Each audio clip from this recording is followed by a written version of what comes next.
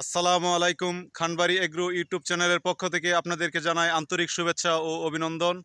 দর্শক, আজকে আমি চলে আসলাম আমার ঘাসের জমিতে গরুর জন্য কিছু ঘাস কাটতে। তো দেখতেই পারতেছেন ঘাসের জমিতে কিন্তু প্রচুর পরিমাণ পানি ঢুকে গেছে। এখানে দর্শক, এই যে জমিতে কিন্তু অনেক পানি। তো ঘাস কাটতে আসলাম, ভাবলাম যে একটি প্রতিবেদন করে ফেলি যে এই বর্ষা মৌসুমে অনেক অঞ্চলে আপনার গরুর খাবার সংকট। ঘাসের জমিগুলো বৃষ্টির কারণে ঘাসের ফলন হচ্ছে না, তাই গরুকে পর্যাপ্ত পরিমাণ কাঁচা ঘাস দিতে পারতেছেন না। আর এরকম একটি সময়ে যদি আপনার কম পরিমাণ ঘাসের উৎপাদন থাকে, সেই ক্ষেত্রে আপনি খামার করে কেন লাভবান হতে পারবেন না?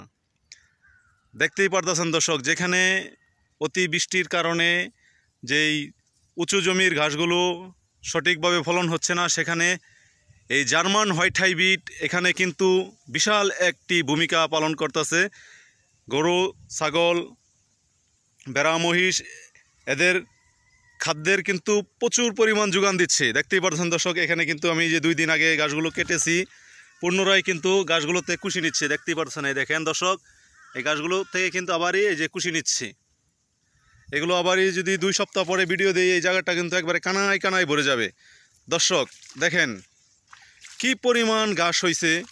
এটা যদি আমি একটু কাছ থেকে দেখাই দর্শক, দেখেন জার্মান হোয়াইট হাইব্রিড ঘাস। আসলেও অনেক ভাই বলে থাকেন যে জার্মান ঘাসের ফলন ভালো হয় না।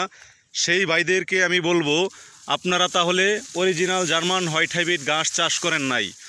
যদি করতেন তাহলে এ ধরনের কথা বলতে পারতেন না। এটা আমার বাস্তব অভিজ্ঞতা থেকে, আমি একজন খামারি, আমি আপনাদেরকে বলছি অরিজিনাল জার্মান হোয়াইট হাইব্রিড ঘাস দেখেন কত সতেজ এবং কালারটা কিন্তু সাদা বর্ণের, আর এটা কত মোটা হয়। আপনি যদি দেশাল জার্মান চাষ করে থাকেন, সেই ক্ষেত্রে আপনার ফলন ভালো হয় নাই, তাই আপনি এই কথাটা বলছেন, সেই ক্ষেত্রে ঠিক আছে। কিন্তু অরিজিনাল জার্মান হোয়াইট হাইব্রিড ঘাস যদি চাষ করেন, একে 14 থেকে 15 ফিট লম্বা হয়, আর এক একটা ঘাস দেখেন কত মোটা। এটা মনে হবে আপনি নেপিয়ার ঘাস বা পাংচুং ওয়ান আপনি চাষ করছেন, এরকমই কাছাকাছি প্রায় চলে যায়, এতটুক মোটা হয়। আর ফলন মাশাল্লাহ খুবই ভালো। দেখতেই পারতেছেন জমিতে কিন্তু এখন অনেক পানি। এই পানির উপরে কিন্তু আমি যে সাইডটা কাটছি, তো দেখতেই পারতেছেন যে এটার ফলন কিন্তু মাশাল্লাহ খুবই ভালো ফলন।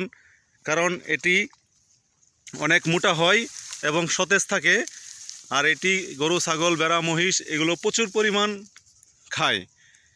আসলে আমরা যারা খামারি আছি, তারা অবশ্যই অল্প করে হলেও এই জার্মান হোয়াইট হাইব্রিড ঘাস আমরা চাষ করব।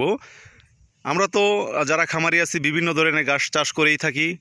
তো আপনাদের কাছে আমার একটি রিকোয়েস্ট, আপনারা একটু জমি হলেও আপনারা এই জার্মান হোয়াইট হাইব্রিড ঘাসটা চাষ করে দেখুন।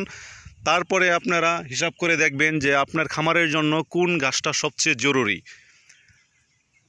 তখন আপনি বুঝতে পারবেন যে আপনার কোন ঘাসটা চাষ করলে আপনি খামার করে লাভবান হতে পারবেন। আমি এই জন্যই জার্মান হোয়াইট হাইব্রিড ঘাসটাকে আমি বেশি প্রাধান্য দেই, কারণ এটি একটি পরিত্যক্ত জমিতে হয়। এটির উৎপাদন খরচ লাগে না।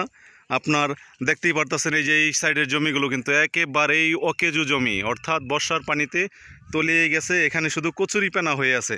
দর্শক, আমি যদি একটু ভালো করে খেয়াল করে দেখাই, দেখেন এখানে কিন্তু কচুরিপানা আর আগাছা ছাড়া আর কিচ্ছু নেই। একেবারে এই প্রান্তত্রী আপনারা যারা দেখতে পারতেছেন, এগুলো কিন্তু আগাছা। এগুলো আবার পরিষ্কার করে ধান লাগাইতে গেলে অনেক টাকা খরচ। আর দেখেন আমার জমিটা কিন্তু আমি ফেলে না রেখে এই ধরনের ঘাস চাষ করছি, জার্মান হোয়াইট হাইব্রিড ঘাস। এটি আমার খামারের জন্য বিশাল এক খাদ্যের ভূমিকা পালন করতেছে। আর এই ঘাস দ্বারা আমার খামার পরিচালনা করে আলহামদুলিল্লাহ এখন পর্যন্ত আমি টিকে আছি। তো দর্শক, এ ধরনের ঘাসের কাটিং যাদের লাগবে তারা যদি আমার সাথে যোগাযোগ করেন, আমি এই ঘাসের কাটিং কুরিয়ান সার্ভিসের মাধ্যমে সারা বাংলাদেশে দিয়ে থাকি। স্ক্রিনে আমার নাম্বার দেওয়া থাকবে, যোগাযোগ করবেন। তো সকলে ভালো থাকেন, সুস্থ থাকেন, আল্লাহ হাফেজ।